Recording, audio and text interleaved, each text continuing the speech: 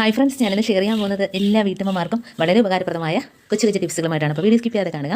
അപ്പോൾ നമ്മളിതേപോലെ കട്ടിംഗ് ബോർഡിലൊക്കെ നമ്മൾ സവാള, ഉള്ളിയൊക്കെ അരിയുമ്പോഴത്തേനും പയർ ഇതൊക്കെ അരിയുമ്പോഴത്തേനും നമുക്ക് തെന്നി പോകാറുണ്ട് അല്ലേ, ടൈലിൻ്റെ പുറത്തുനിന്ന് തെന്നി പോകാറുണ്ട്. അപ്പോൾ ഇതേപോലെ 2 റബ്ബർ ബാൻഡ് നമ്മൾ കട്ടിംഗ് ബോർഡ് ഇട്ട് കൊടുക്കുകയാണെങ്കിൽ നമുക്ക് പെട്ടെന്ന് ഇതേപോലെ അങ്ങോട്ടും ഇങ്ങോട്ട് തെന്നി പോകാതെ തന്നെ നമുക്ക് എന്ത് വേണേലും നല്ല രീതിയിൽ കട്ട് ചെയ്തെടുക്കാം. ഇപ്പോൾ തന്നെ സവാളയൊക്കെ ഉണ്ടോ, നമുക്ക് ഒട്ടും അങ്ങോട്ടും ഇങ്ങോട്ട് തെന്നി പോകാതെ നമുക്ക് വളരെ ഈസി ആയിട്ട് നല്ല രീതിയിൽ നമുക്ക് കട്ട് ചെയ്തെടുക്കാനായിട്ട് പറ്റും. ചില കട്ടിംഗ് ബോർഡൊക്കെ അങ്ങോട്ടും ഇങ്ങോട്ടൊക്കെ തെന്നി പോവുകയാണെങ്കിൽ ഇതേപോലെ ചെയ്തെടുത്താൽ മതി. അതേപോലെ തന്നെ അടുത്ത ടിപ്പിലോട്ട് കിടക്കാം. നമുക്ക് തേയിലയൊക്കെ ഇതേപോലെ തേയിലയാണെങ്കിലും പഞ്ചസാര ആണെങ്കിലും നമുക്ക് ഒരേ അളവിൽ എടുക്കണമെങ്കിൽ ഇതേപോലെ ഒന്ന് റബ്ബർ ബാൻഡ് ഇട്ട് കൊടുക്കുക. അപ്പോൾ നമുക്ക് ഒരേ അളവിൽ തന്നെ കിട്ടും കേട്ടോ. അപ്പോൾ അതിനായിട്ട് നമ്മൾ ഇതേപോലെ കുപ്പിക്കകത്ത് റബ്ബർ ബാൻഡ് ഇട്ട് കൊടുക്കുക കേട്ടോ. ഒറ്റ റബ്ബർ ബാൻഡ് മാത്രം മതി. ഇതേപോലെ ഒന്ന് അത് വട്ടത്തിലൊന്ന് ഇട്ട് കൊടുത്താൽ ഉണ്ടോ, മുകളിയുടെ മുകൾ ഭാഗത്തായിട്ട് ഇതേപോലെ ഇട്ട് കൊടുക്കുകയാണെങ്കിൽ നമുക്ക് മിക്കവർക്കും ഇതേപോലെ എത്ര അളവെടുക്കണമെന്ന് അറിയാൻ പറ്റില്ല കേട്ടോ. ഇതാകുമ്പോൾ നമുക്ക് ഒരു സ്പൂൺ അളവിൽ, ഒരു ടേബിൾ സ്പൂൺ അളവിലോ നമ്മൾ ഏത് സ്പൂൺ ഇട്ടാലും നമുക്ക് ഒരേ അളവിൽ നമുക്ക് തേയിലയാണെങ്കിലും പഞ്ചസാരയാണെങ്കിലും അതേപോലെ മഞ്ഞൾപ്പൊടി എല്ലാം നമുക്ക് ഇതേപോലെ എടുക്കാനായിട്ട് പറ്റും. ഇനി നമുക്ക് അടുത്ത ടിപ്പിലോട്ട് എടുക്കാം. അപ്പോൾ നമ്മൾ ഹാൻഡ് വാഷ് ഉപയോഗിക്കാറുണ്ടല്ലോ. അപ്പോൾ കുട്ടികളാണെങ്കിൽ അത് എത്ര ഉപയോഗിക്കണമെന്നൊന്നും അറിയില്ല, നല്ല രീതിയിൽ പ്രസ് ചെയ്ത് അതൊക്കെ വെറുതെ വേസ്റ്റ് ആക്കി കളയും.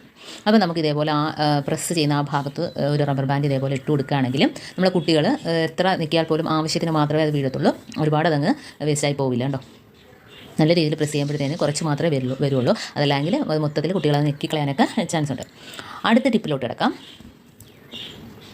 അപ്പോൾ നമ്മൾ ഇതേപോലെ 2 സ്പൂൺ ഒരേ അളവിലെടുക്കുക. എന്നിട്ട് ഇതേപോലെ റബ്ബർ ബാൻഡ് ഇട്ട് കൊടുക്കുകയാണെങ്കിൽ നമുക്ക് എന്തെങ്കിലുമൊക്കെ പൊരിച്ച് കോരിയൊക്കെ ചെയ്യുകയാണെങ്കിലും അതേപോലെ തന്നെ നമ്മൾ കുക്കമ്പർ സലാഡൊക്കെ അരിഞ്ഞ് വെച്ച് അതിനകത്തുനിന്ന് നമ്മൾ ഫോർക്ക് പകരം ഇതേപോലെയൊക്കെ എടുക്കാനായിട്ട് പറ്റും കേട്ടോ. അപ്പോൾ അതേപോലെ എണ്ണയിൽ നിന്ന് മീൻ മറിച്ചിടാനും ഒക്കെ പറ്റും. ഇതേപോലെ 2 സ്പൂൺ ഒരേ അളവിലെടുക്കുക.